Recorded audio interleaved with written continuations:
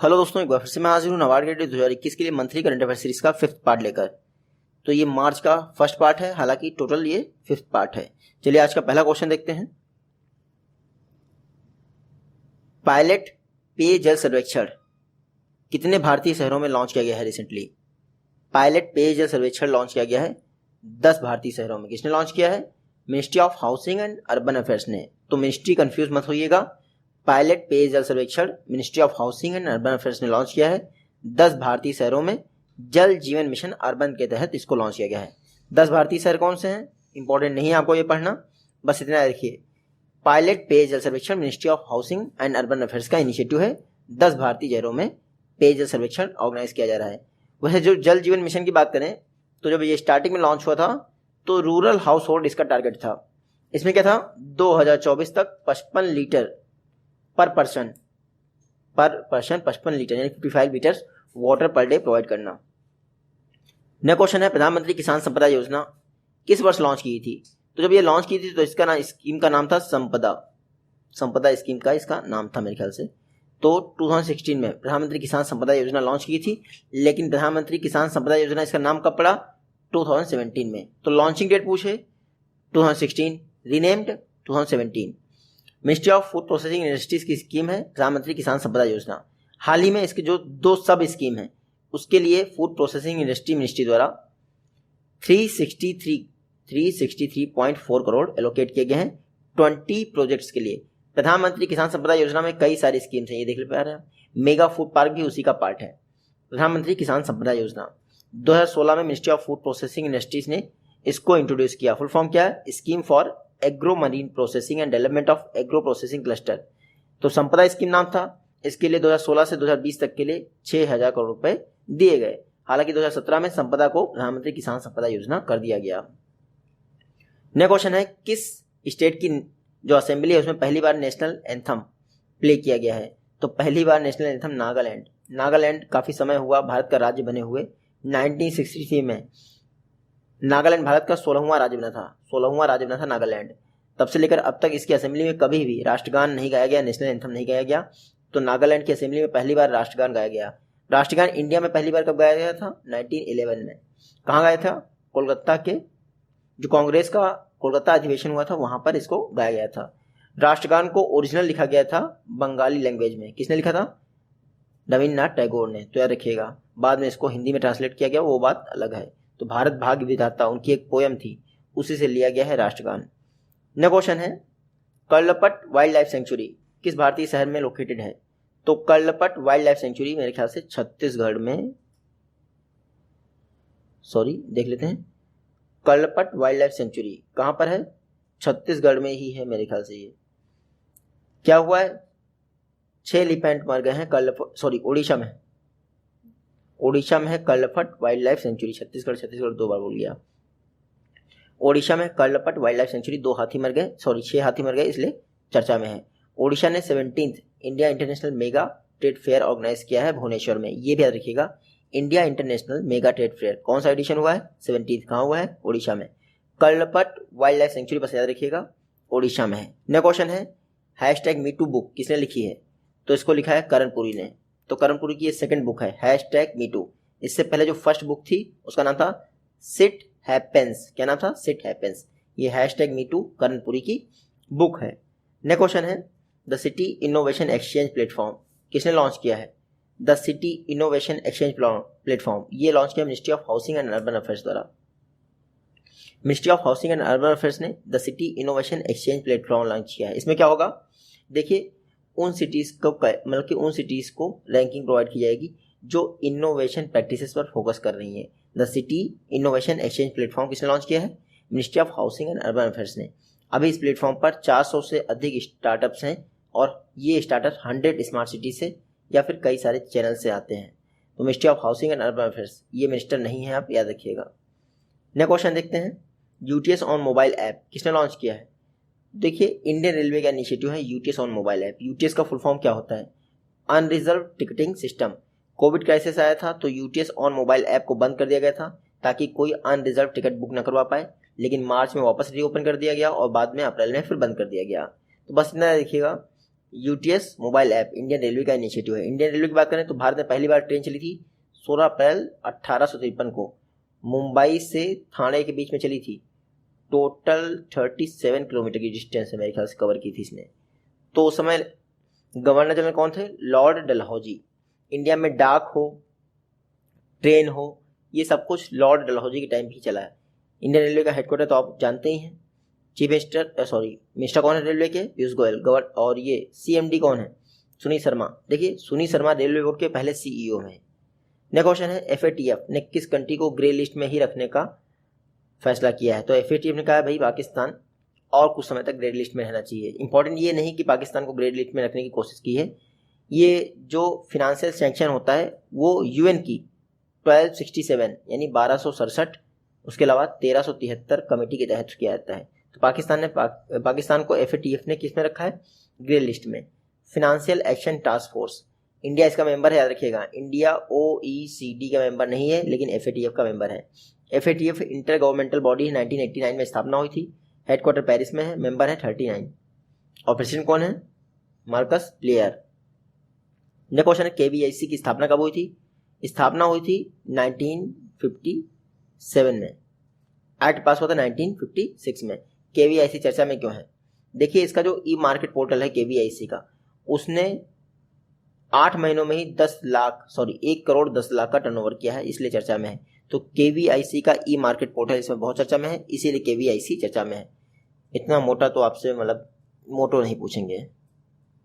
Monpa art painting कहाँ की है? अरुणाचल प्रदेश की। उसको केवीआईसी रिवाइटल कर रहा है।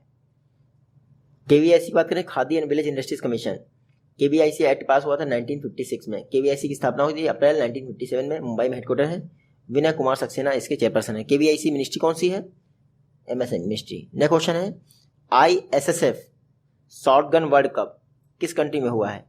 ISSF shotgun world cup Egypt में हुआ। कहाँ पर? इजिप्ट में।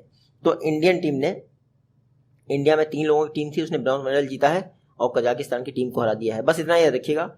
International shooting sport federation shotgun world cup Cairo यानी इजिप्ट की कैपिटल में हुआ है। किसने ऑर्गेनाइज किया है? आईएसएसएफ ने, इंटरनेशनल शूटिंग स्पोर्ट्स फेडरेशन ने। इंटरनेशनल शूटिंग स्पोर्ट्स फेडरेशन की बात करें 1907 में स्थापना हुई थी, 1907 में। म्यूनिख जर्मनी में इसका हेडक्वार्टर है। प्रेसिडेंट है व्लादिमीर लेजिन, कुछ समय पहले ही अपॉइंट हुए हैं। यूसुफ पठान और विनय कुमार हाल ही में रिटायरमेंट अनाउंस किया है। किस फील्ड से रिलेटेड थे? तो क्रिकेट से। ये हैं यूसुफ पठान ऑलराउंडर और ये हैं आर विनय कुमार, दोनों क्रिकेट से रिलेटेड थे। हाल ही में संन्यास अनाउंस किया है।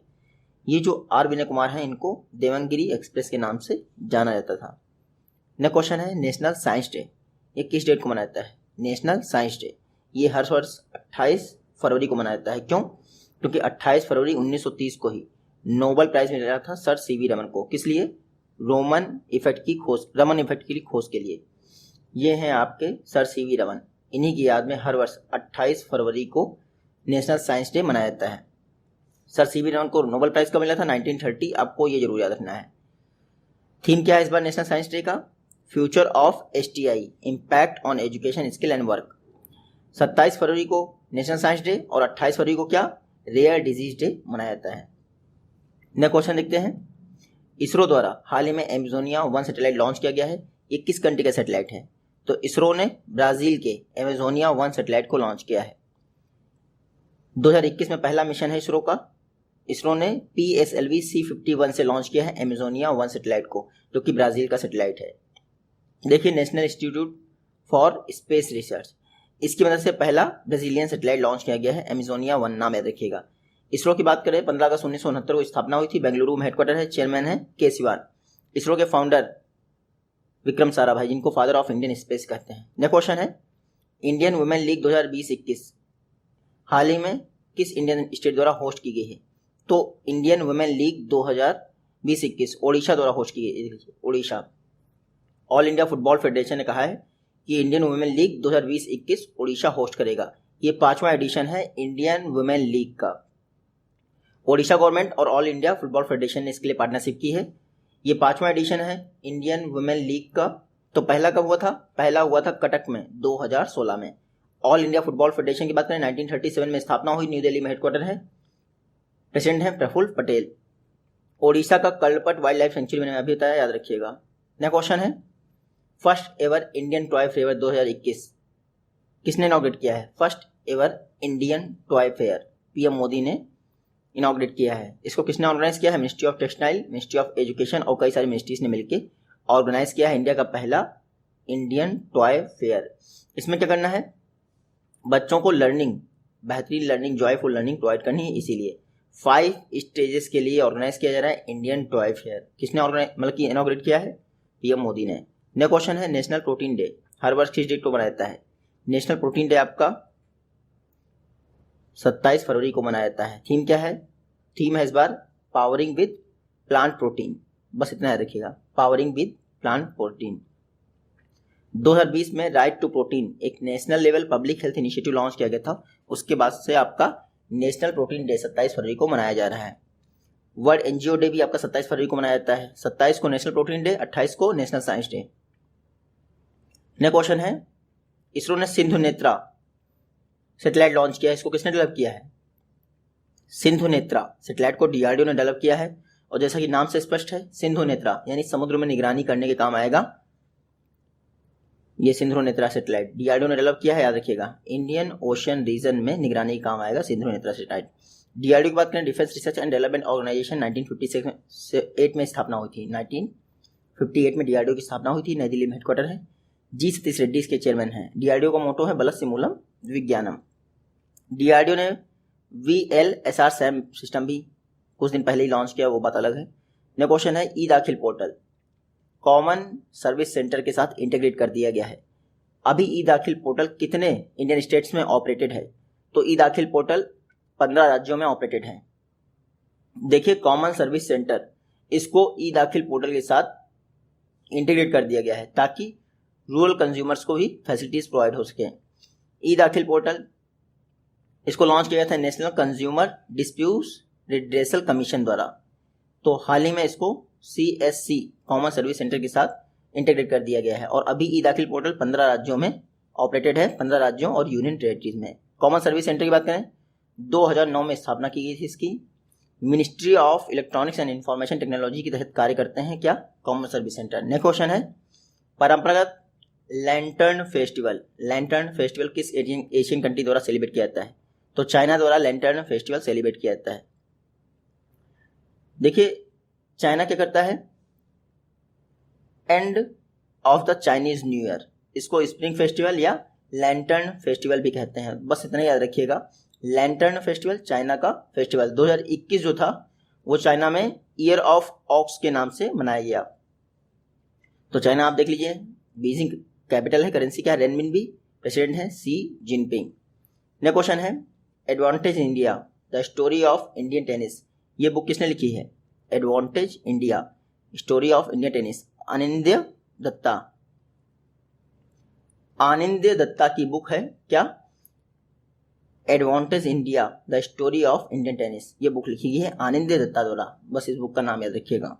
24th outstanding Ukraine wrestler and coaches memorial tournament जो कि यूक्रेन में हुआ है, उसमें किस इंडियन रेसलर ने गोल्ड मेडल जीता है? तो विनेश फोगाट, इन्होंने 24th outstanding Ukraine wrestler and coaches memorial tournament में गोल्ड मेडल जीता है। ये हैं विनेश फोगाट, कहाँ से बिलोंग करती हैं? हरियाणा से। इन्होंने 24वें outstanding Ukraine wrestler and coaches memorial tournament जो कि कीव यूक्रेन में हुआ है उसमें गोल्ड मेडल जीता है। विनेश फोगाट एकमात्र इंडियन वुमेन रेसलर हैं जिनको टोक्यो ओलंपिक के लिए टिकट मिल गया है, यानी क्वालिफाई किया है। उसके अलावा किसी वुमेन रेसलर ने क्वालिफाई नहीं किया है। 2020 का जो समर ओलंपिक टोक्यो ओलंपिक होने वाला है मई में हो, मतलब कि जापान में हो गया है, आपको पता ही है। नेक्स्ट क्वेश्चन है, जीरो डिस्क्रिमिनेशन डे ये किस डेट को ऑब्जर्व किया जाता है? जीरो डिस्क्रिमिनेशन डे 1 मार्च को ऑब्जर्व किया जाता है। थीम क्या है? एंड इनइक्वलिटीज, बस इतना रखिएगा, एंड इनइक्वलिटीज। पहली बार 2014 में ऑर्गेनाइज किया गया था। किसने इसको सेलिब्रेट किया है? Zero discrimination day, UN programme on HIV and AIDS. इसकी शुरुआत हुई थी 1994 में, जिनेवा में हेडक्वार्टर है, और बाकी ये इंपॉर्टेंट नहीं है। 45th सिविल अकाउंट्स डे, ये भी 1 मार्च को मनाया जाता है। 1 मार्च को सिविल अकाउंट्स डे मनाया जाता है, जीरो डिस्क्रिमिनेशन डे मनाया जाता है। नेक्स्ट क्वेश्चन है, गोल्डन ग्लोब अवार्ड हाल ही में इसका कौन सा एडिशन ऑर्गेनाइज किया गया है? तो गोल्डन ग्लोब अवार्ड इसका 78th एडिशन ऑर्गेनाइज किया गया है। देखिए, अमेरिकन टेलीविज़न और अमेरिकन फिल्म इंडस्ट्री का ये अवार्ड है, गोल्डन ग्लोब अवार्ड 2021 में इसका 78th एडिशन ऑर्गेनाइज किया गया है। अमेरिकन टीवी सीरीज़ में द क्राउन को 4 अवार्ड मिले हैं। उसके अलावा बेस्ट फिल्म है ड्रामा में नोमैडलैंड। तो गोल्डन ग्लोब अवार्ड याद रखिएगा, अमेरिकन टेलीविज़न फिल्म इंडस्ट्री का अवार्ड है, 78th एडिशन। नोमैडलैंड को बेस्ट फिल्म का अवार्ड मिला है।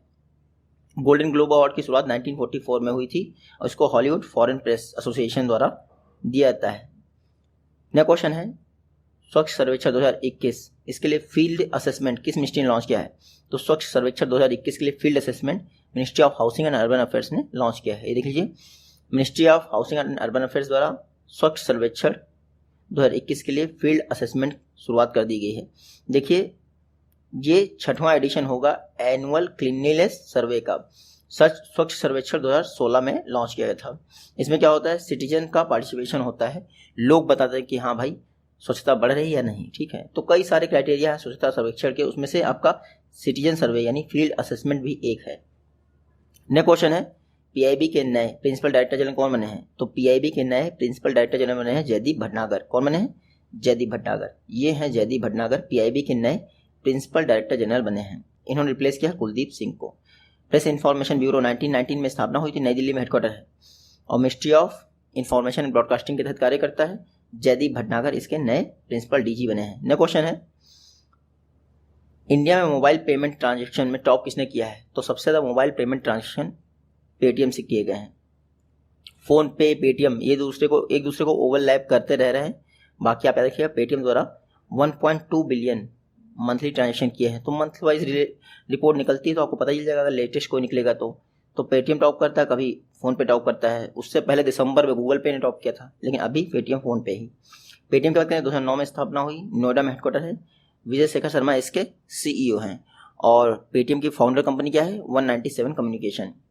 नेक्स्ट क्वेश्चन है, स्वच्छता सारथी फेलोशिप ये कितनी कैटेगरी में प्रोवाइड की जाती है? स्वच्छता सारथी फेलोशिप 3 कैटेगरी में प्रोवाइड की जाती है।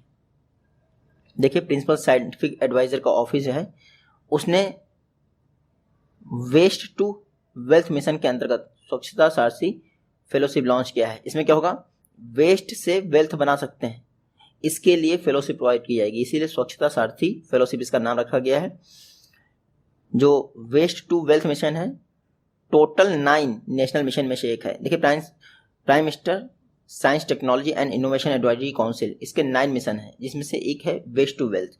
उसी के तहत स्वच्छता सारथी फेलोशिप प्रोग्राम लॉन्च किया गया है प्रिंसिपल साइंटिफिक एडवाइजर के ऑफिस। ये फेलोशिप 3 कैटेगरीज में दी जाएगी, आप यहाँ पढ़ लीजिएगा। तो जो पीएम सैटियक या फिर प्रधानमंत्री science technology and innovation advisory council है, इसके 9 मिशन हैं, याद रखिएगा। 9 मिशन में से एक क्या है?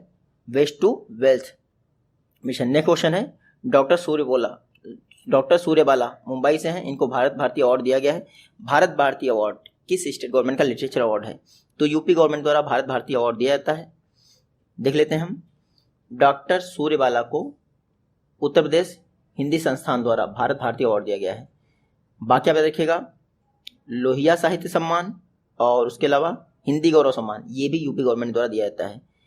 डॉक्टर सूर्यबाला का नाम याद रखिएगा, भारत भारती अवार्ड दिया गया है। Bharat Bharati award UP government का हाईएस्ट लिटरेचर प्राइज है। फर्स्ट टाइम महादेवी वर्मा को 1982 में मिला था। यूपी देखिए, first Indian female chief minister और फर्स्ट इंडियन फीमेल गवर्नर दोनों यूपी की ही बनी थी, इतना याद रखिएगा। यूपी में ही बनी थी, की नहीं बनी थी। नेक्स्ट क्वेश्चन है, नेशनल वाटर मिशन किस वर्ष लॉन्च किया था? नेशनल वाटर मिशन ये मेरे ख्याल से 2011 में लॉन्च किया था। चर्चा में क्यों है? नेशनल वाटर मिशन और नेहरू युवा केंद्र संगठन ने साथ में मिलकर catch the rain awareness campaign launch किया है। तो catch the rain awareness campaign देखिए मिनिस्ट्री ऑफ जल शक्ति का है, आपको बस इतना याद रखिएगा। इसकी टैगलाइन क्या है? Catch the rain where it falls when it falls. देखिए, रेन वाटर हार्वेस्टिंग स्ट्रक्चर बनाने के लिए catch the rain campaign run किया जाता है, मिनिस्ट्री ऑफ जल शक्ति का इनिशिएटिव है, बस इतना याद रखिएगा। नेक्स्ट क्वेश्चन देखते हैं, द इंटरनेशनल योगा फेस्टिवल किस स्टेट में इनॉग्रेट किया गया है? तो उत्तराखंड में इंटरनेशनल योगा फेस्टिवल इनॉग्रेट किया गया है। किसने इनॉग्रेट किया है? सुबोध उनियल, उत्तराखंड के एग्रीकल्चर मिनिस्टर हैं। ये जो इंटरनेशनल योगा फेस्टिवल है, इसको उत्तराखंड टूरिज्म डेवलपमेंट बोर्ड और गढ़वाल मंडल विकास निगम लिमिटेड द्वारा बनाया जा रहा है। तो इंटरनेशनल योगा फेस्टिवल याद रखिएगा उत्तराखंड में ऑर्गेनाइज किया है। उत्तराखंड का जब भी नाम आए तो इंडिया का ओल्डेस्ट नेशनल पार्क जिसका नाम है जिम कॉर्बेट नेशनल पार्क, पहले इसका नाम था हैली नेशनल पार्क, 1936 में बना था। इंटरनेशनल योगा डे कब मनाता है? 21 जून को। 2014 में यूएनजीए ने इसका अप्रूवल दिया था। वर्ल्ड वाइल्ड लाइफ डे, ये ग्लोबली किस डेट को ऑब्जर्व किया जाता है? तो वर्ल्ड वाइल्ड लाइफ डे 3 मार्च को ऑब्जर्व किया जाता है हर वर्ष। इस बार इसका थीम क्या है? थीम है forest and livelihoods sustaining people and planet. तो याद रखिएगा वर्ल्ड वाइल्ड लाइफ डे 3 मार्च को ऑब्जर्व किया जाता है। थीम याद रखिएगा forest and livelihoods sustaining people and planet. World life fund द्वारा इसको मनाया जाता है, WWF द्वारा। 1961 में इसकी स्थापना हुई थी। ग्लैंड स्विट्जरलैंड में हेडक्वार्टर है।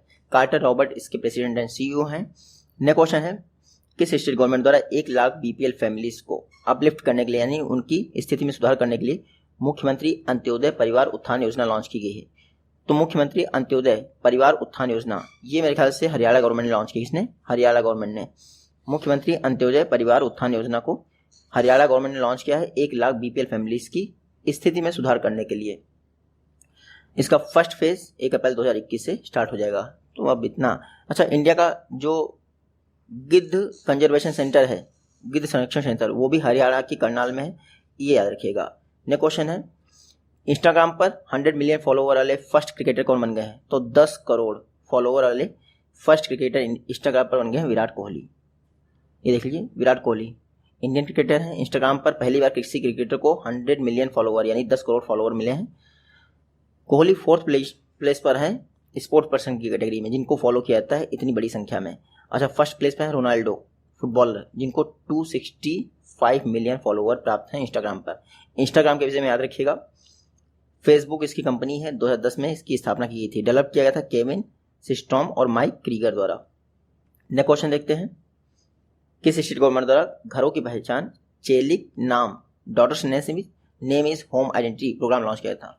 तो घरों की पहचान चेलिक नाम ये इनिशिएटिव लॉन्च किया था उत्तराखंड गवर्नमेंट द्वारा। उत्तराखंड गवर्नमेंट ने घरों की पहचान चेलिक नाम इनिशिएटिव लॉन्च किया था। पर्पस था जो फीमेल चिल्ड्रेन यानी बालिकाएं हैं उनके बेटरमेंट के लिए 42 करोड़ जो है गवर्नमेंट स्कीम में खर्च किया है। तो नैनीताल में ये प्रोग्राम लॉन्च किया गया है, घरों की पहचान चेलिक नाम। किसका प्रोग्राम है? उत्तराखंड गवर्नमेंट का। उत्तराखंड का जब भी नाम आए तो आप मैप में देख लीजिए, पहली बात तो ये है उत्तराखंड। इंडिया का फर्स्ट पॉलिनेटर पार्क, इंडिया का फर्स्ट मॉस गार्डन, इंडिया का फर्स्ट लाइकेन पार्क, इंडिया का फर्स्ट बायोडाइवर्सिटी गार्डन, नहीं ये उत्तराखंड का है। उत्तराखंड का फर्स्ट बायोडाइवर्सिटी गार्डन ये भी तो ठीक है। तो first pollinator park, moss garden, lichen park, ये तीनों उत्तराखंड में ओपन किए गए हैं। नेक्स्ट क्वेश्चन है, युगांडा की कैपिटल क्या है? देखिए, युगांडा और रवांडा में बहुत कंफ्यूजन होता है। युगांडा की कैपिटल है कंपाला, रवांडा की है किगाली। चर्चा में क्यों है? मेरे ख्याल से ये आप मत याद रखिए चर्चा में क्यों है, ठीक है। युगांडा आप मैप में देख लीजिए, ये है युगांडा, विक्टोरिया लेक से टच करता है। युगांडा की कैपिटल है कंपाला, करेंसी है शीलिंग, प्रेसिडेंट है योरी मुसेवेनी। कुछ दिन पहले ही विनेश फोगाट ने 24th outstanding Ukraine wrestler and coaches memorial tournament जीता था कीव यूक्रेन में। नेक्स्ट क्वेश्चन देखते हैं, वर्ल्ड हियरिंग डे ये हर वर्ष WHO द्वारा ऑर्गेनाइज किया जाता है, किस डेट को? वर्ल्ड हियरिंग डे ये 3 मार्च को ऑब्जर्व किया जाता है। थीम क्या है इस बार? Hearing care for all, screen rehabilitate communicate. तो रखिएगा वर्ल्ड हियरिंग डे 3 मार्च को ऑब्जर्व किया जाता है। WHO की बात करें 1948 में स्थापना हुई थी, जिनेवा स्विट्जरलैंड में हेडक्वार्टर है। टेड्रोस एडहेनम इसके DG हैं यानी हेड हैं। नेक्स्ट क्वेश्चन है, नेशनल सेफ्टी डे ये किस डेट को ऑब्जर्व किया जाता है? नेशनल सेफ्टी डे तो ये राष्ट्रीय सुरक्षा दिवस 4 मार्च को ऑब्जर्व किया जाता है नेशनल सेफ्टी काउंसिल द्वारा। इस बार 50वां नेशनल सेफ्टी डे ऑब्जर्व किया गया है। थीम क्या है? थीम है सड़क सुरक्षा, road safety. National safety day का थीम क्या है? Road safety. देखिए 4 मार्च 1966 को मिनिस्ट्री ऑफ लेबर द्वारा नेशनल सेफ्टी काउंसिल स्टैब्लिश की गई थी, इसीलिए 4 मार्च को नेशनल सेफ्टी डे मनाया जाता है। 1972 में इसकी शुरुआत की गई थी। नेशनल सिक्योरिटी डे ये भी 4 मार्च को मनाया जाता है इंडियन सिक्योरिटी फोर्सेस को समाहित करने के लिए। नेक्स्ट क्वेश्चन है, एरीज देवस्थल फेंट ऑब्जेक्ट स्पेक्ट्रोग्राफ एंड कैमरा हाल ही में एरीज ने डेवलप किया है। एरीज कहाँ स्थित है? नैनीताल में स्थित है ARIES. ARIES department of science and technology यानी ministry of science and technology की एक बॉडी है। एरीज का फुल फॉर्म है Aryabhatta research institute of observational scientist. इन्होंने 3.6 मीटर का देवस्थल ऑप्टिकल टेलीस्कोप स्थापित किया है नैनीताल में, क्योंकि एरीज जो है नैनीताल में है इसीलिए ये टेलीस्कोप भी नैनीताल में है। एरीज के विषय में याद रखिएगा, Aryabhatta research institute of observational sciences 1954 में स्थापना हुई थी। नैनीताल में हेडक्वार्टर है। प्रोफेसर कौन है? दीपांकर बनर्जी। 1954 में कई घटनाएं हुई थी। डॉक्टर सर्वपल्ली राधाकृष्णन को क्या दिया गया था? भारत रत्न। नेक्स्ट क्वेश्चन है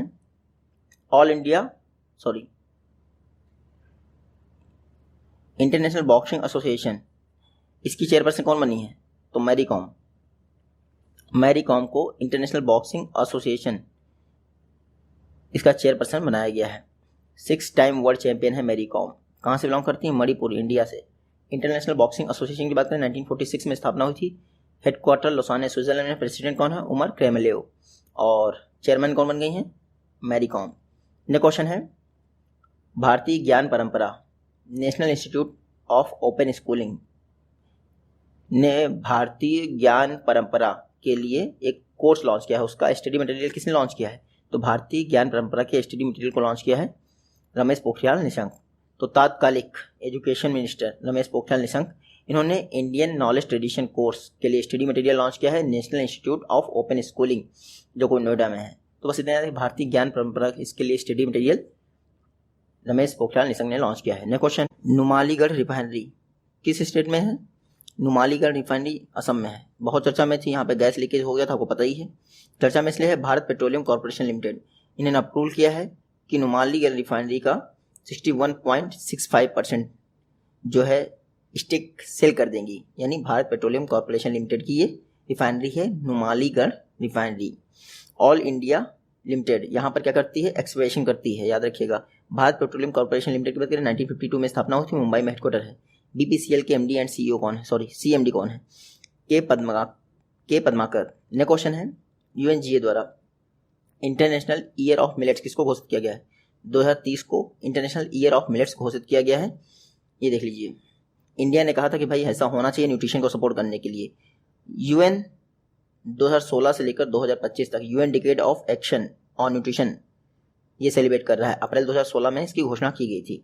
देखिए, जो इंटरनेशनल ईयर ऑफ मिलेट है 70 कंट्रीज ने इसको सपोर्ट किया है। यूएनजीए की बात करें तो 1945 में स्थापना हुई थी, न्यूयॉर्क में इसका हेडक्वार्टर है।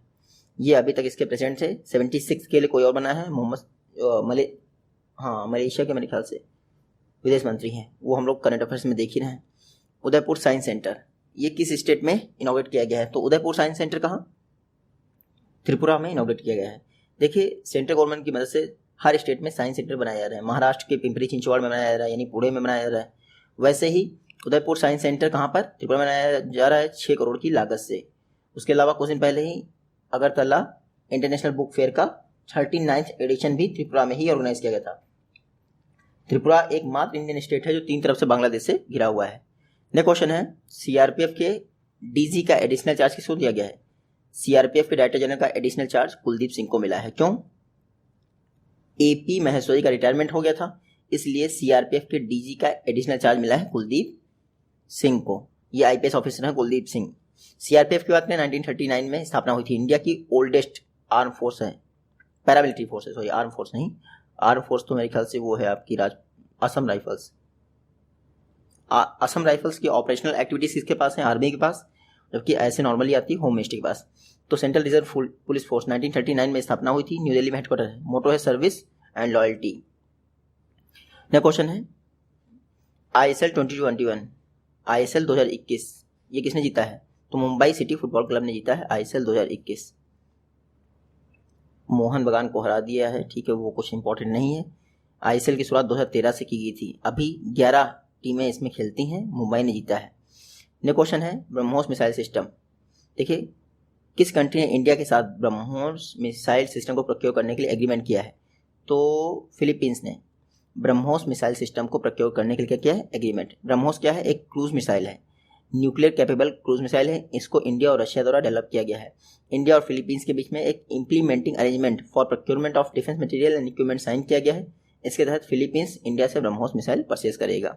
तो वर्ल्ड की फास्टेस्ट सुपरसोनिक क्रूज मिसाइल है। सुपरसोनिक, हाइपरसोनिक और सोनिक, सबसोनिक। सबसोनिक उनको कहते हैं जिनकी स्पीड ऑफ साउंड से कम होती है। सुपरसोनिक उनको कहते हैं जिनकी स्पीड 1 मैक से लेकर 5 मैक तक होती है। 1 मैक इक्वल टू क्या होता है? Speed of sound. और 5 मैक से ऊपर वालों को कहते हैं हाइपरसोनिक। फिलीपींस की कैपिटल है मनीला, करेंसी है फिलिपाइन पेसो और प्रेसिडेंट कौन है? Rodrigo Duterte. नेक्स्ट क्वेश्चन है किस स्पेस एजेंसी द्वारा स्टारशिप प्रोटोटाइप रॉकेट यानी SN10 लॉन्च किया गया है, ने टेस्ट किया गया इसका। तो स्पेस एक्स ने SN10 का सक्सेसफुली टेस्ट कर लिया है। देख लीजिए एलॉन मस्क, इनकी प्राइवेट कंपनी है स्पेस एक्स, इसके द्वारा SN10 का सक्सेसफुली टेस्ट कर लिया गया है। स्पेस एक्स 2002 में स्थापना हुई थी, कैलिफोर्निया में हेडक्वार्टर है। एलॉन मस्क CEO हैं इसके। नेक्स्ट क्वेश्चन है ease of living index 2020 Indian government ने जारी किया है, इसमें किसने टॉप किया है? Ease of living index cities के लिए जारी किया जाता है, बेंगलुरु ने टॉप किया है। बेंगलुरु इन्होंने टॉप किया है ईज ऑफ लिविंग इंडेक्स 2020 में, ministry of housing and urban affairs द्वारा जारी किया जाता है। देखिए बेंगलुरु फर्स्ट पे है, सेकंड है पुणे, थर्ड है अहमदाबाद।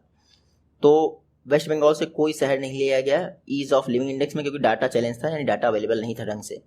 अच्छा, ये तो मिलियन प्लस कैटेगरी के लिए हो गया ease of living index. Below million यानी लेस देन मिलियन कैटेगरी के लिए शिमला है फर्स्ट और भुवनेश्वर है टॉप पे। Ease of living index quality of life को इवेल्युएट करता है, ministry of housing and urban affairs का इनिशिएटिव है, ये अर्बन डेवलपमेंट को एक तरह से मापता है। नेक्स्ट क्वेश्चन है महाराष्ट्र का पहला रेलवे स्टेशन जिसको IGBC गोल्ड सर्टिफिकेट रेटिंग दी गई है, तो छत्रपति शिवाजी महाराज टर्मिनस, जिसको विक्टोरिया टर्मिनस भी कहते हैं, वो महाराष्ट्र का पहला रेलवे स्टेशन है जिसको IGBC गोल्ड सर्टिफिकेट रेटिंग दी गई है। शायद आपसे ये ना पूछें, ठीक है, लेकिन आपसे ये पूछ सकते हैं कि IGBC गोल्ड सर्टिफिकेट रेटिंग किसके द्वारा दी जाती है? तो ये मेरे ख्याल से CII confederation of Indian industry द्वारा दी जाती है। 1895 में स्थापना की गई थी, हेडक्वार्टर है न्यू दिल्ली में। प्रेसिडेंट कौन है? Uday Kotak. Actually IGBC Indian green building council ये CII की मदद से स्थापित किया गया था, तो उसकी एक शाखा के रूप में काम करता है और इसने मुंबई के यानी महाराष्ट्र के फर्स्ट रेलवे स्टेशन को 5 स्टार रेटिंग सर्टिफिकेट यानी IGBC gold star rating provide की है। तस्लीमा संघर्ष और साहित्य, ये बुक किसने लिखी है? मोहन कृष्ण बोहरा। किसने? मोहन कृष्ण बोहरा। चर्चा में इसलिए है क्योंकि 30वां बिहारी पुरस्कार दिया गया है 2020 के लिए, तो 30वां बिहारी पुरस्कार दिया गया है मोहन कृष्ण बोहरा को उनकी एक बुक के लिए जिसका नाम है तस्लीमा संघर्ष और साहित्य। ये बिहारी पुरस्कार कौन देता है? KK Birla foundation. 2016 में ये बुक पब्लिश हुई थी तस्लीमा संघर्ष और साहित्य, तो इसके लिए बिहारी पुरस्कार मिला किसको? मोहन कृष्ण बोहरा को।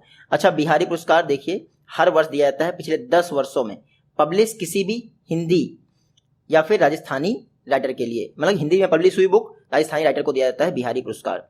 नेक्स्ट क्वेश्चन है लद्दाख और जम्मू कश्मीर के लिए एक separate national commission of women की सेल बनी है। आपको बताना है नेशनल कमीशन ऑफ वुमेन राष्ट्रीय महिला आयोग की स्थापना कब हुई थी? 1992 में। बस इतना ही याद रखिए, बाकी ये सब इंपॉर्टेंट नहीं है, बस ये इंपॉर्टेंट है कि 1992 में राष्ट्रीय महिला आयोग की स्थापना हुई थी, नई दिल्ली में हेडक्वार्टर है, वर्तमान में चेयरपर्सन है रेखा शर्मा।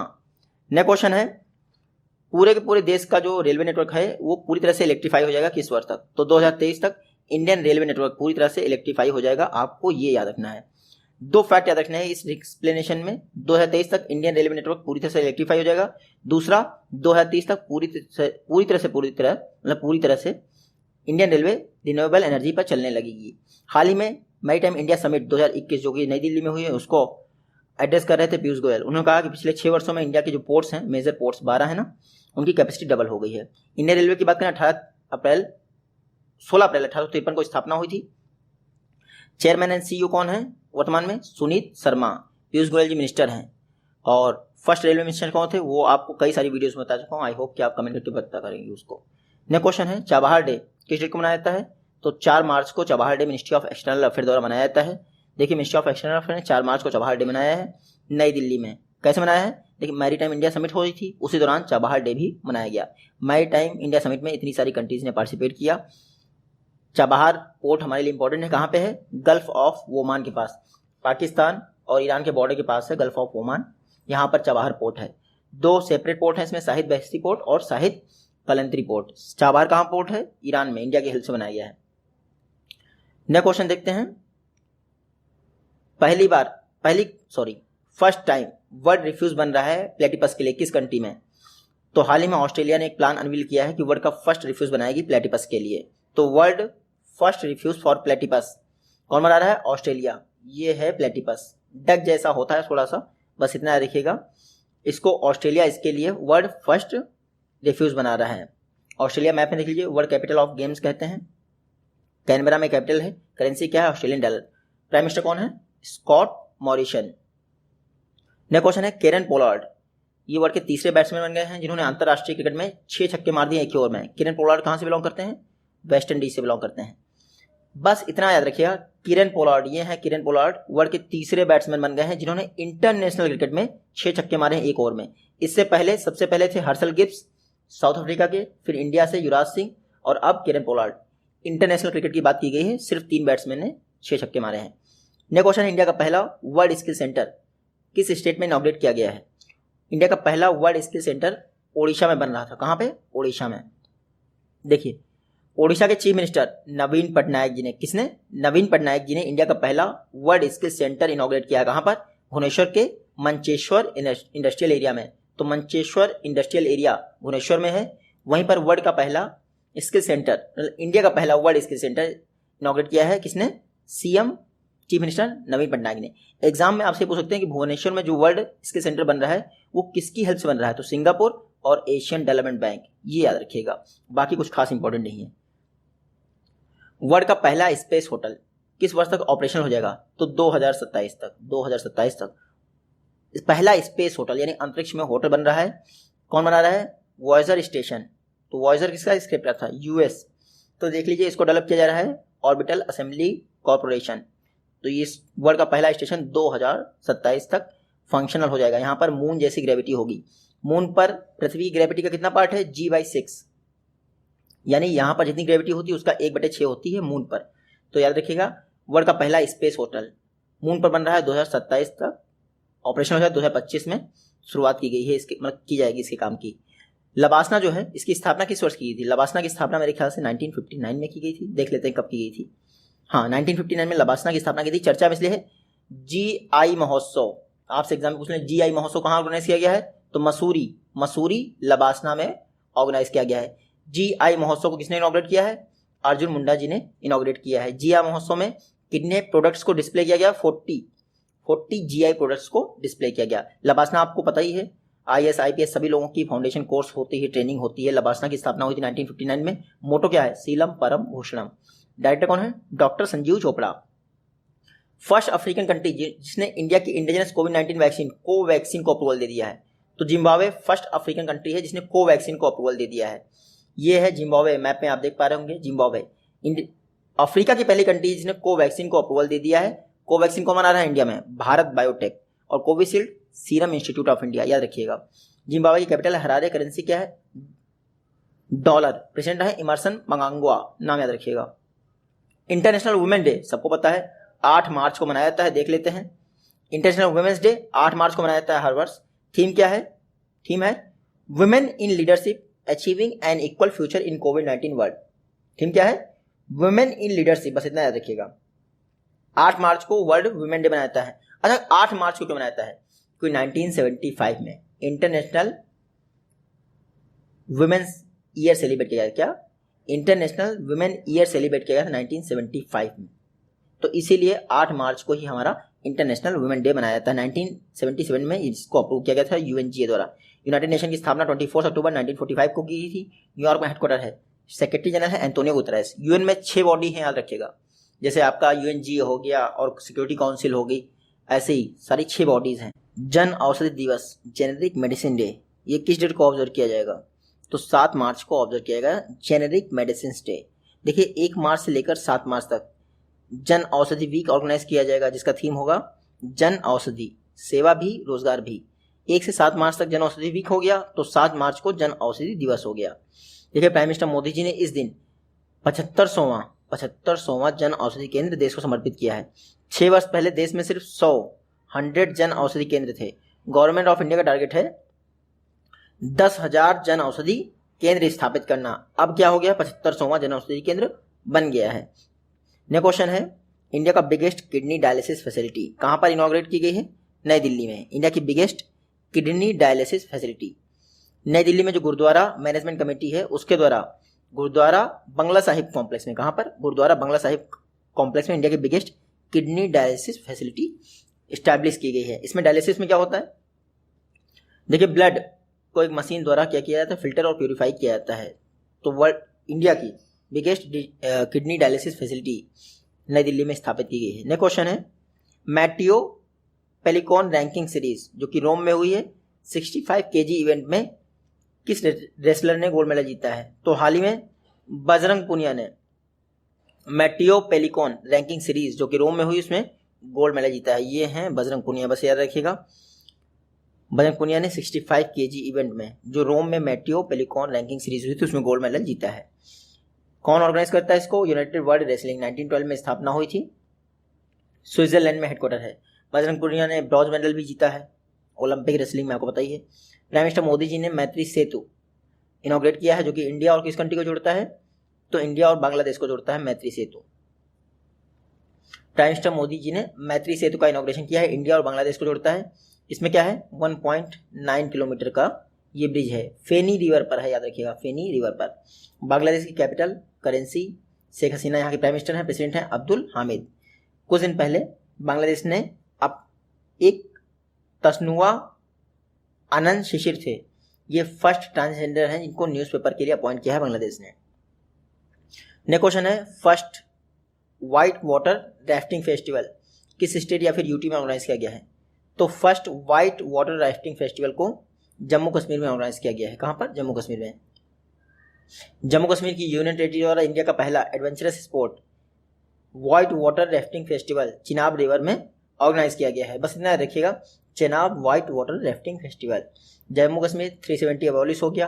कुछ समय पहले यहाँ पर कंचौत फेस्टिवल मनाया गया है और बकलवाल कम्युनिटी, चांगथांगी, गोट, ये सब जम्मू कश्मीर से रिलेटेड है। देश का पहला फॉरेस्ट हीलिंग सेंटर किस स्टेट में स्थापित किया गया है? तो उत्तराखंड। उत्तराखंड में बहुत सारी चीज़ें जो है पहली बार स्थापित की गई हैं, देश का पहला मतलब।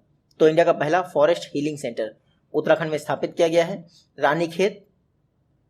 रानीखेत जो इन्वायरमेंटल उसके आसपास का एरिया, रानीखेत उत्तराखंड का टूरिस्ट प्लेस है, वहीं पर इसको स्थापित किया गया है। देख लीजिए, रानीखेत उत्तराखंड। 2 कैपिटल हैं उत्तराखंड की, देहरादून, गैरसैंण समर कैपिटल है। कुछ दिन पहले उत्तराखंड के चीफ मिनिस्टर घरों की पहचान चेलिग नाम इनिशिएटिव भी लॉन्च किया था। और मॉस गार्डन और एक लाइकन पार्क, ये सब उत्तराखंड में है, आपको पता ही होगा। नेक्स्ट क्वेश्चन है, किस इंडियन रेलवे जोन द्वारा mobile train radio communication system introduce किया गया है? तो वेस्टर्न रेलवे जोन द्वारा mobile train radio communication system introduce किया गया है। MTRS facility western railway zone ने प्रोवाइड की है। वेस्टर्न रेलवे जोन CSMT क्या है यहाँ का हेडक्वार्टर? देखिए मैं बता दूं आपको, इंडिया में 17 रेलवे जोन हैं, इसके अलावा एक 18th है, सॉरी 17 थे, 18 हो गए हैं। उसके अलावा एक कोलकाता मेट्रो है जिसको इंडियन रेलवे द्वारा ऑपरेट किया जाता है। इंडियन रेलवे की बात करें, 1853 में स्थापना हुई थी। फर्स्ट इंडियन रेलवे मिनिस्टर कौन थे? जॉन मेथाई ना। अभी कौन है? बहुत बार बता चुका हूँ। नेक्स्ट क्वेश्चन है, food waste index 2021 food waste index 2021 किसने रिलीज किया है? UNEP ने फूड वेस्ट इंडेक्स रिपोर्ट 2021 को रिलीज किया है। UNEP ने रैप के साथ मिलकर फूड वेस्ट इंडेक्स 2021 रिलीज किया है। इसमें बताया गया है कि 2019 के दौरान 931 मिलियन टन फूड वेस्ट हुआ। इंडिया की बात की जाए तो इंडिया में एक वर्ष में 68.7 मिलियन टन फूड वेस्ट होता है। तो याद रखिएगा, फूड वेस्ट इंडेक्स UNEP ने WRAP के साथ मिलकर रिलीज किया है। Sustainable development goal 12.3 food waste पर फोकस करता है, याद रखिएगा। UNEP की बात करें, 5 जून यानी इन्वायरमेंट डे 1972 को स्थापना हुई थी। नैरोबी में हेडक्वार्टर है। इंजर एंडरसन इसकी हेड है। नेक्स्ट क्वेश्चन है, Swiss Open 2021 women single title किसने जीता है? तो स्विस ओपन 2021 का वुमेन सिंगल टाइटल जीता है कैरोलिना मारिन ने। ये हैं कैरोलिना मारिन, स्पेन से बिलोंग करती हैं, PV सिंधु को हराकर Swiss Open 2021 women single title जीत लिया है। PV सिंधु ओलंपिक में लास्ट ईयर इनसे हार गई थी, इस बार फिर से हार गई हैं। कैरोलिना मारिन आप याद रखिएगा, बैडमिंटन और स्पेन से बिलोंग करती हैं, बस इतना याद रखना है। B2C ई कॉमर्स इंडेक्स 2020 किसने रिलीज किया है? B2C ई कॉमर्स इंडेक्स 2020 ये रिलीज किया गया है, ये देख लीजिए आप, ये रिलीज किया गया है अंकटाड द्वारा।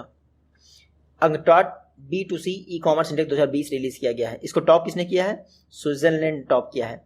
B2C ई कॉमर्स इंडेक्स 2020 में इंडिया की रैंक है कितनी? 71, पिछली बार 75 थी। B2C ई कॉमर्स इंडेक्स, इसमें यह देखा जाता है कि कौन सी कंट्री ऑनलाइन ट्रेड यानी ई कॉमर्स को बढ़ावा देने में बेस्ट काम कर रही थी। तो स्विट्जरलैंड फर्स्ट प्लेस पे याद रखिएगा, और स्विट्जरलैंड ने नीदरलैंड को सरप्राइज कर दिया है। अंकटाड की बात करें, United nation conference on trade and development 1964 में स्थापना हुई थी, जिनेवा में हेडक्वार्टर है। सेक्रेटरी जनरल है इसाबेले ड्यूरेंट। डेनमार्क की हेल्प से किस इंडियन स्टेट में डेयरी सेक्टर के लिए एक सेंटर ऑफ एक्सीलेंस सेटअप किया जाएगा? तो डेनमार्क द्वारा राजस्थान में डेयरी सेक्टर के लिए एक सेंटर ऑफ एक्सीलेंस स्थापित किया जाएगा। ये देख लीजिए, डेनमार्क की हेल्प से एक centre of excellence dairy sector के लिए राजस्थान में स्टैब्लिश किया जाएगा। तो बस इतना ही याद रखिएगा। डेनमार्क तो आपको पता ही है, बाकी राजस्थान आप देख लीजिए मैप में। एग्जाम में आपसे अगर क्वेश्चन बोलेंगे कि किस कंट्री की हेल्प से, थोड़ा सा उल्टा पूछ सकते हैं, राजस्थान में एक सेंटर ऑफ एक्सीलेंस किस कंट्री की हेल्प से सेटअप किया रहा है? तो डेनमार्क। नेक्स्ट क्वेश्चन है माई लाइफ एंड स्ट्रगल, ये किसकी ऑटोबायोग्राफी है? माई लाइफ एंड स्ट्रगल ये खान अब्दुल गफ्फार खान की ऑटोबायोग्राफी है। बहुत फेमस पर्सनालिटी है, बस इतना रखिएगा। इनको फ्रंटियर गांधी, इनकी बुक का नाम है frontier Gandhi my life my struggle. Khan Abdul Ghaffar Khan की ऑटोबायोग्राफी है, इनको फ्रंटियर गांधी भी कहते थे। पहली बार ये इंग्लिश में पब्लिश की गई थी, इम्तियाज़ अहमद साहिबजादे ने पब्लिश की थी। बाद में इसको इंग्लिश में ट्रांसलेट किया गया है इम्तियाज़ अहमद साहिबजादा। पहले इसको किस में लिखा गया था? पश्तो भाषा में, ठीक है, क्योंकि वो पश्तून पठान थे ना, इसलिए। तो ये है खान अब्दुल गफ्फार खान, फ्रंटियर गांधी इनको कहते थे। इनकी एक बुक है माई लाइफ माई स्ट्रगल। बाकी आप देख लीजिए, कुछ खास इंपॉर्टेंट नहीं। हाँ, खान अब्दुल गफ्फार खान एकमात्र पर्सन है जिनको भारत रत्न और पाकिस्तान के निशान पाकिस्तान दोनों से सम्मानित किया जा चुका है। नेक्स्ट क्वेश्चन है किस कंट्री ने रिसेंटली नकाब, बुर्का या फिर फुल फेशियल कवरिंग पर बैन कर दिया है? तो स्विट्जरलैंड जैसे देश ने भी नकाब, बुर्का और फुल फेस कवरिंग पर बैन कर दिया है। स्विट्जरलैंड में ओपन डेमोक्रेसी है। ओपन डेमोक्रेसी मतलब कोई भी डिसीजन लिया जाता है तो पहले वोटिंग करवाई जाती है ऑल ओवर पब्लिक से, तब यहाँ पर डिसीजन होता है। तो 51.21% पब्लिक ने कहा है भाई हाँ, सिक्योरिटी रीजन से ऐसा किया जाना चाहिए। हालांकि कुछ इवेंट रहेंगे जहाँ पर आप ये ऐसा कर सकते हैं कि भाई नकाब, बुर्का या फिर फुल फेस कवर कर सकते हैं। तो यहाँ पर आपको फुल फेस कवर करना अलाउ नहीं होगा। स्विट्जरलैंड कैपिटल क्या है? बर्न, करेंसी है फ्रैंक। ओइली मोइरर ये स्विट्जरलैंड के प्राइम मिनिस्टर हैं। नेक्स्ट क्वेश्चन है मनीष कौशिक हाल ही में बॉक्सैम इंटरनेशनल टूर्नामेंट इन्होंने गोल्ड मेडल जीता है। बॉक्सैम इंटरनेशनल टूर्नामेंट कहाँ हुआ है? तो देख लीजिए, बॉक्सैम इंटरनेशनल टूर्नामेंट ये हुआ है स्पेन में। बॉक्सैम इंटरनेशनल टूर्नामेंट किसका है? बॉक्सिंग का है। इसमें मनीष कौशिक जो कि हरियाणा से हैं, उन्होंने गोल्ड मेडल जीता है। 35वां एडिशन हुआ है बॉक्सैम इंटरनेशनल टूर्नामेंट का, मनीष कौशिक ने गोल्ड मेडल जीता है। इसको यूरोपियन बॉक्सिंग फेडरेशन द्वारा, कॉन्फेडरेशन द्वारा ऑर्गेनाइज किया जाता है, तो वो इंपॉर्टेंट नहीं है। नेक्स्ट क्वेश्चन है 2021 के लिए BBC sportsman of the year award किसको मिला है? 2021 के लिए BBC sportsman of the year award मिला है मेरे ख्याल से कोनेरू हम्पी को। ये देख लीजिए, जानी मानी चेस प्लेयर कोनेरू हम्पी को BBC India sport women of the year award मिला है 2021 के लिए। तो चेस प्लेयर है कोनेरू हम्पी। कहाँ से बिलोंग करते हैं ये भी इंपॉर्टेंट है, आंध्र प्रदेश से बिलोंग करती हैं। BBC Indian sport person of the year award BBC India द्वारा दिया जाता है। हाल ही में किसको मिला है? कोनेरू हम्पी को। इससे पहले 2020 में PV सिंधु को मिल चुका है। नेक्स्ट क्वेश्चन है इसरो द्वारा synthetic aperture radar Nisar satellite किसके साथ मिलकर डेवलप किया जा रहा है? तो निसार सैटेलाइट इसरो और नासा द्वारा डेवलप किया जा रहा है। इसरो और नासा साथ में मिलकर Nisar satellite, ISRO synthetic aperture radar satellite को डेवलप कर रहे हैं, जो कि 2022 की स्टार्टिंग में लॉन्च किया जाएगा आंध्र प्रदेश से। तो बस ध्यान रखिए, निसार सैटेलाइट इसरो नासा का इनिशिएटिव है। मंथली करंट अफेयर सबसे बोरिंग काम है रिकॉर्ड करना। इसरो 15 अगस्त को स्थापना हुई थी 1969 में। विक्रम साराभाई इसके फाउंडर एंड फर्स्ट चेयरमैन भी डायरेक्टर थी। वर्तमान डायरेक्टर हैं के सिवान, हेडक्वार्टर है बेंगलुरु में। Indian father of space Vikram Sarabhai. Next question है फर्स्ट इंडियन सिनेमैटिक पर्सनालिटी जिनको FIAF अवार्ड के दौरान सम्मानित किया गया है, ठीक है। तो अमिताभ बच्चन, ये देख लीजिए, Amitabh Bachchan first Indian cinematic personality होंगे जिनको FIAF अवार्ड के दौरान सम्मानित किया जाएगा। तो बस इतना रखिए, FIAF international federation of film archives, इसके द्वारा पहली बार किसी इंडियन पर्सनालिटी को सम्मानित किया गया है, अमिताभ बच्चन।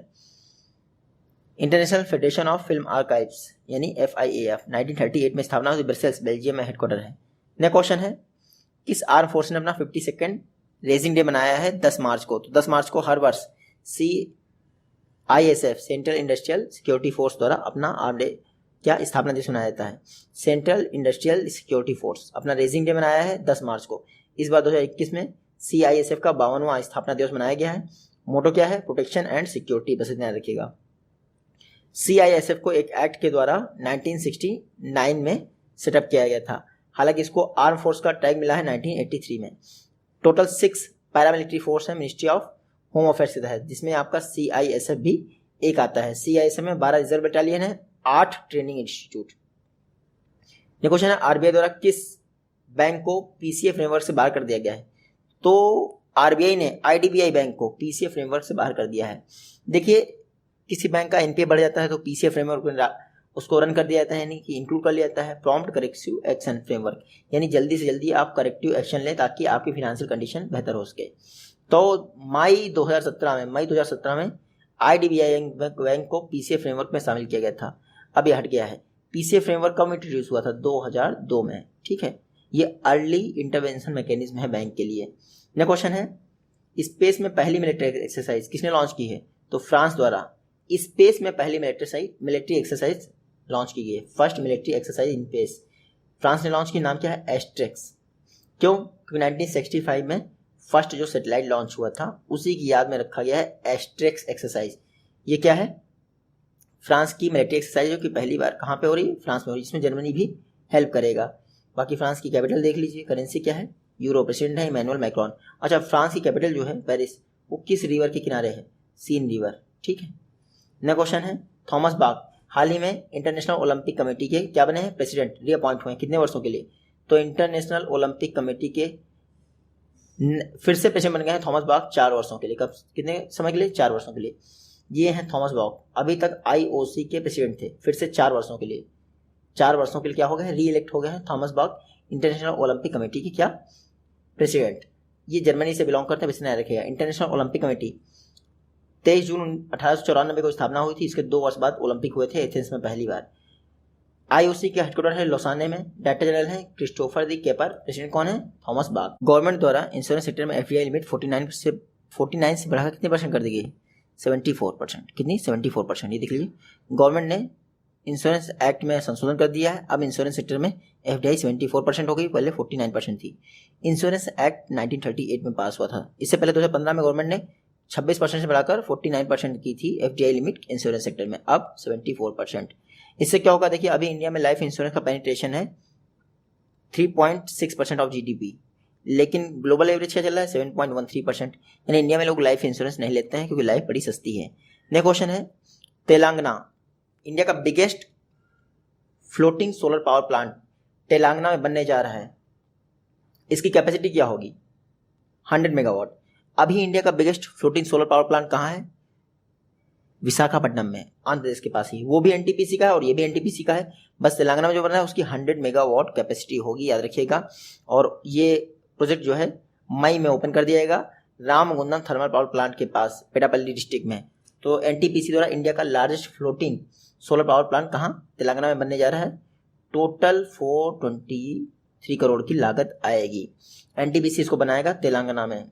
ठीक है, रामगुंडम यही कहीं है, मैं गया हूँ कई बार। NTPC की बात करें तो 1975 में स्थापना हुई थी। हेडक्वार्टर नई दिल्ली में है। CMD है गुरदीप सिंह। जो गवर्नर हैं तेलंगाना की, डॉक्टर तमिलसाई सौंदरराजन। इनको top 20 global women of the excellence award 2021 से सम्मानित किया गया है। नेक्स्ट क्वेश्चन है, Baanjh incomplete lives of complete women, ये बुक किसने लिखी है? तो सुष्मिता मुखर्जी ने एक बुक लिखी है, Baanjh incomplete lives of complete women. ये देख लीजिए, सुष्मिता मुखर्जी ने लिखी है Baanjh incomplete life of complete women. इसके अलावा एक और बुक है प्रेगनेंसी बाइबल, ये करीना कपूर ने लिखी है। तो बांझ किसकी है? सुष्मिता मुखर्जी की। प्रेगनेंसी बाइबल है करीना कपूर की। नेक्स्ट क्वेश्चन है, हेरात फेस्टिवल, इसको शिवरात्रि का फेस्टिवल है, ये कहाँ मनाया जाता है? जम्मू कश्मीर में। जम्मू कश्मीर में जो शिवरात्रि होती है उसको हेरात फेस्टिवल के तौर पर मनाया जाता है और वटकनाथ जी की पूजा की जाती है। तो बस इन्हें रखिए, जम्मू कश्मीर में जो फेस्टिवल है शिवरात्रि वो हेरात के तौर पर मनाया जाता है, वटकनाथ जी की पूजा की जाती है। बाकी जम्मू कश्मीर के विषय में ये सब कुछ हम लोग बहुत बार पढ़ चुके हैं। कंचौथ फेस्टिवल याद रखिएगा। उसके अलावा super 75 scholarship scheme Jammu Kashmir के लेफ्टिनेंट गवर्नर ने लॉन्च की है, जो कि मनोज सिन्हा। नेक्स्ट क्वेश्चन है, दांडी मार्च, सॉल्ट मार्च महात्मा गांधी जी द्वारा किस वर्ष स्टार्ट किया था? 1930 में, 1930 में स्थापित किया था शुरुआत की गई थी दांडी मार्च की। दांडी मार्च में आपको याद रखना है ये कि 91वीं यानी 91st एनिवर्सरी हुई है दांडी मार्च की। पीएम मोदी जी ने क्या किया है, अहमदाबाद से हरी झंडी दिखाई, भाई दांडी मार्च शुरू किया है। वो मार्च अप्रैल चला था ना, 24 दिन के लिए चला था आपका दांडी मार्च। 12 मार्च शुरू हुआ था, 5 अप्रैल को खत्म हुआ था 1930 में। 78 लोगों से दांडी मार्च शुरू हुआ था, ये फैक्ट याद रखिएगा, और 20,000 लोगों पे जाकर खत्म हुआ था। तो आज़ादी का अमृत महोत्सव चल रहा है, तो इस दौरान कुछ भी होगा तो साबरमती आश्रम से आपका दांडी मार्च शुरू हुआ था 78 लोगों के साथ। बाद में वहाँ पर पहुँचते पहुँचते 20-25,000 लोग हो गए थे। 24 दिन के लिए चला था, याद रखना है। और जैसे ही खत्म हुआ था तो डिसओबीडियंस मूवमेंट्स यानी असहयोग आंदोलन स्टार्ट हो गया था। ये क्वेश्चन है, वर्ल्ड का most powerful super computer Fugaku किस कंट्री ने डेवलप किया है? तो जापान ने वर्ल्ड का most super powerful computer develop किया है, फुगाकू। बस मेरे ख्याल से आपको इतना ही याद रखना चाहिए।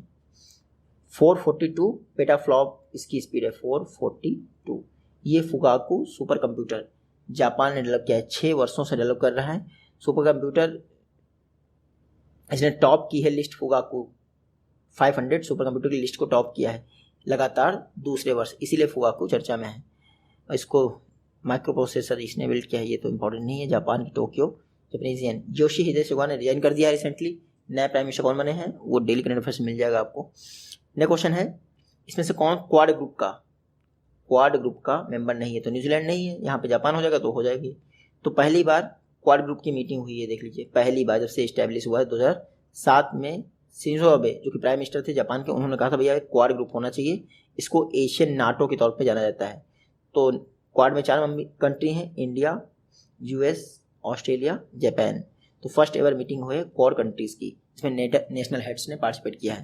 नेक्स्ट क्वेश्चन है, किस स्टॉक एक्सचेंज द्वारा इंडियन एनर्जी एक्सचेंज की 26% स्टेक एक्वायर कर लिया गया है? Indian energy exchange NSC national stock exchange ने इंडियन एनर्जी एक्सचेंज के 26% स्टेक एक्वायर कर लिया है। नेशनल स्टॉक एक्सचेंज ने, किसने? नेशनल स्टॉक एक्सचेंज ने इंडियन गैस एक्सचेंज या फिर इंडियन एनर्जी एक्सचेंज के 26% शेयर एक्वायर कर लिए हैं। तो अभी तक इंडियन गैस एक्सचेंज के पास इसके शेयर थे कुछ 26%, वो एक्वायर किया किसने? एनएससी ने। बाकी ये आपके लिए इंपॉर्टेंट नहीं है, बस इतना देखिएगा। इंडियन गैस जो एक्सचेंज है, इंडिया का पहला गैस एक्सचेंज है। 2020 में इसको अप्रूवल मिला था petroleum and natural gas regulatory board द्वारा। आईजीएक्स कंट्री का जो नेचुरल गैस ट्रेड है उसको बढ़ाने की कोशिश कर रहा है। नेक्स्ट क्वेश्चन है, किस एंटिटी द्वारा एग्रीकल्चर प्रोसेस फूड प्रोडक्ट्स के एक्सपोर्ट को बढ़ाने के लिए first virtual trade fair organise किया गया है? तो ये सब काम एपिडा कर रहा है, याद रखिएगा। एपिडा द्वारा first virtual trade fair organise किया गया है agricultural and process food export को बढ़ावा देने के लिए। इसमें ये सारे प्रोडक्ट शामिल किए जाएंगे। बाकी 266 इंडियन और इंटरनेशनल बायर्स हैं, ये तो पूछा नहीं जाएगा। तो एपिडा ने first ever virtual trade fair organise किया है एक्सपोर्ट को बूस्ट करने के लिए, और ये सारे एक्सपोर्ट एग्रीकल्चर से रिलेटेड हैं। एमपीईडीए और एपिडा दोनों कॉमर्स मिनिस्ट्री के तहत आती हैं, याद रखिएगा। एपिडा की स्थापना हुई 1986 में, नई दिल्ली में हेडक्वार्टर है। डॉक्टर एम अगामुथु इसके चेयरमैन हैं।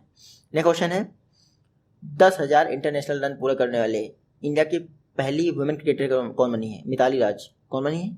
मिताली राज। ये है मिताली राज, इंडियन वुमेन टीम की कैप्टन रह चुकी हैं।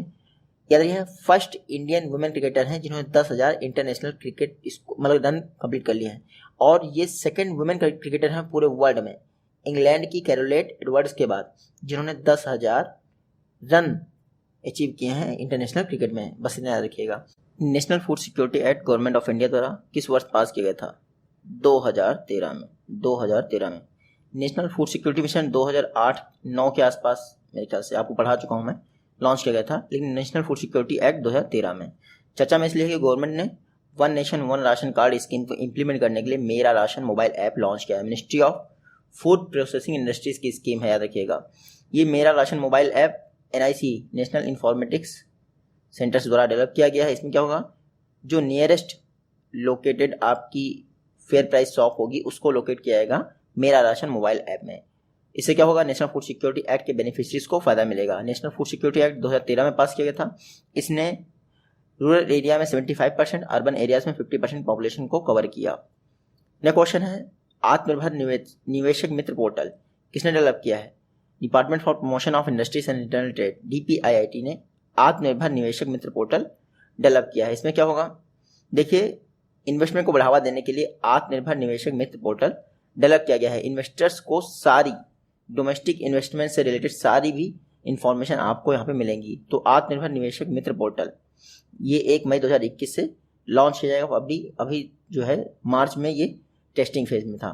Department of promotion of industries and internal trade, commerce ministry के तहत आता है। मिनिस्टर कौन है? पीयूष गोयल। नेक्स्ट क्वेश्चन है, इसमें BRICS contract group on economic and trade issue first time meeting हुई है। किसने होस्ट किया है? तो ब्रिक्स की मीटिंग्स को इस समय इंडिया ही होस्ट कर रहा है। तो ब्रिक्स की पहली मीटिंग हुई है contract group on economic and trade issues, इसको इंडिया ने होस्ट किया है। देख लेते हैं, इंडिया की चेयरमैनशिप में पहली बार BRICS contract group on economic and trade issues बैठक को होस्ट किया गया। इसका थीम क्या है? थीम है BRICS @15 intra BRICS cooperation for continuity consolidation and consensus. ये याद रखिएगा, मोस्टली जो थीम हो रहे हैं कॉमर्स मिनिस्ट्री के वो यही थीम हो रहे हैं ब्रिक्स के। 2021 में ब्रिक्स की प्रेसिडेंसी किसके पास है? इंडिया के पास। ब्रिक्स की स्थापना हुई थी 2009 में। यकातेरिनबर्ग में इसकी पहली मीटिंग हुई थी, ये देख लीजिए आप, 2009 में। लेकिन साउथ अफ्रीका ब्रिक्स को 2010 में ज्वाइन किया था।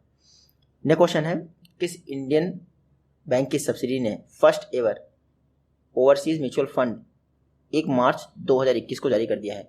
तो हाल ही में SBI state bank of India की सब्सिडी SBI म्यूचुअल फंड ने first ever overseas mutual fund जारी कर दिया है। बस इतने एग्जाम में पूछेंगे, किस म्यूचुअल फंड द्वारा फर्स्ट एवर ओवरसीज ऑफर जारी किए गए हैं 1 मार्च 2021 को? तो फर्स्ट एवर ओवरसीज ऑफर जारी किए गए हैं SBI म्यूचुअल फंड द्वारा।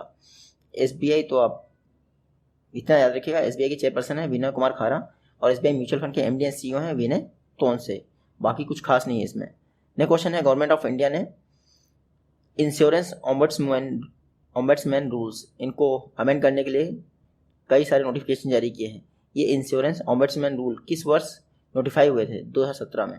2017 में insurance ombudsman related rule notify हुए थे, जिनको अमेंड करने के लिए गवर्नमेंट ने नोटिफिकेशन जारी किया है। तो इंश्योरेंस ऑम्बड्समैन रूल्स 2017 में जारी हुए थे, इनको अमेंड करने के लिए गवर्नमेंट ऑफ इंडिया ने नोटिफिकेशन जारी किया है। पब्लिक सेक्टर कुछ चेंजेस किए जाएंगे। देखिए, बैंकिंग सेक्टर में जो ऑम्बड्समैन की पॉलिसी है 2006 में ही आ गई थी।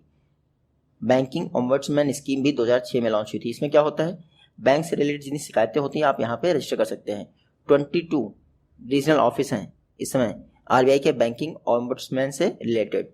यह क्वेश्चन है, इजराइल के प्रेसिडेंट, आपको बताना है किस अरब कंट्री द्वारा पहली बार इजराइल में अपना क्या एम्बेसडर नियुक्त किया गया है? तो हाल ही में UAE फर्स्ट अरब कंट्री है जिसने इजराइल के लिए अपना एम्बेसडर भेजा है। लेकिन अभी तक किसी ने नहीं भेजा था, इजराइल को UAE का फर्स्ट एम्बेसडर मिल गया है।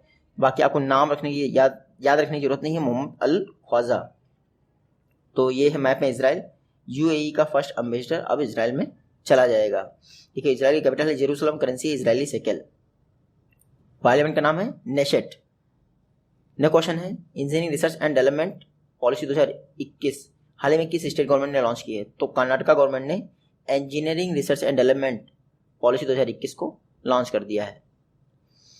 देखिए, इंडिया में जितने भी मल्टीनेशनल कॉरपोरेशंस आती हैं उसका लगभग 34% कहाँ जाता है? बेंगलुरु में जाता है। और इंडिया की जो फॉर्च्यून 500 कंपनीज उसमें 50% लगभग बेंगलुरु में है। तो बेंगलुरु एक तरह से हब है, इसलिए कर्नाटका गवर्नमेंट ने Karnataka engineering research and development policy 2021 issue कर दी है, जारी कर दी है। इंडिया में इस समय जो एनुअल ग्रोथ रेट है, यानी इंडस्ट्री क्या है, कंपाउंड एनुअल ग्रोथ रेट है इंडस्ट्री का, engineering research and development sector का जो कंपाउंड एनुअल ग्रोथ रेट है 12.8% है। जबकि global engineering research development industry की बात की जाए तो ये 2025 तक लगभग $2 ट्रिलियन खर्च करेगी। तो हमारे यहाँ इंजीनियरिंग रिसर्च को बढ़ावा देने के लिए कई सारे इनिशिएटिव लिए जा रहे हैं। उन्हीं से कर्नाटका गवर्नमेंट ने Karnataka engineering research and development policy 2021 जारी की है। नेक्स्ट क्वेश्चन देखते हैं, कॉम्बैट फ्री फॉल। देखिए, जो तुर्कमेनिस्तान स्पेशल फोर्सेस हैं, कॉम्बैट फ्री फॉल में हेल्प करने के लिए किसने ट्रेनिंग स्टार्ट की है? तुर्कमेनिस्तान स्पेशल फोर्स की। तो इंडियन आर्मी ने ट्रेनिंग स्टार्ट की है तुर्कमेनिस्तान स्पेशल फोर्सेस की, ताकि युद्ध के दौरान फ्री फॉल यानी हवाई जहाज से छलांग लगा सके। कॉम्बैट फ्री फॉल ट्रेनिंग किसकी की जा रही? तुर्कमेनिस्तान स्पेशल फोर्सेस की, इंडियन आर्मी द्वारा की जा रही। तो आपसे एग्जाम में ये भी पूछ सकते हैं कि इंडियन आर्मी द्वारा किस कंट्री के स्पेशल फोर्सेस की combat free fall training provide की जा रही थी? तो तुर्कमेनिस्तान। इंडियन आर्मी की बात करते हैं 1895 में स्थापना हुई थी। एक और संस्था है CII, इसकी भी स्थापना 1895 में हुई थी। हालांकि इंडियन आर्मी का मोटो है service before self. Army chief 28th army chief हैं MM नरवणे। देखिए इंडिया में 2 ही फील्ड मार्शल हुए, KM Cariappa, field marshal Sam Manekshaw, दोनों। लास्ट है, हिंदू ग्रुप द्वारा 2 गोल्ड 2 सिल्वर मेडल जीते हैं south Asia digital media award के दौरान। द हिंदू न्यूज़पेपर ये किस वर्ष स्थापित हुआ था? 1878। देखिए जो हिंदू न्यूज़पेपर है उसको champion publisher of the year का टैग भी मिला है और 2 गोल्ड 2 सिल्वर मेडल जीते हैं south Asian digital media award के दौरान। तो world association of news publishers इसने द हिंदू ग्रुप को champion publisher of the year का अवार्ड दिया है, बस याद रखिएगा। द हिंदू 1878 से पब्लिश होता है, चेन्नई में हेडक्वार्टर है। सुरेश नामबथ इसके एडिटर हैं। ये इतने क्वेश्चन थे पार्ट 1 में। नेक्स्ट पार्ट में मिलते हैं, तब तक के लिए take care, good bye and जय हिंद।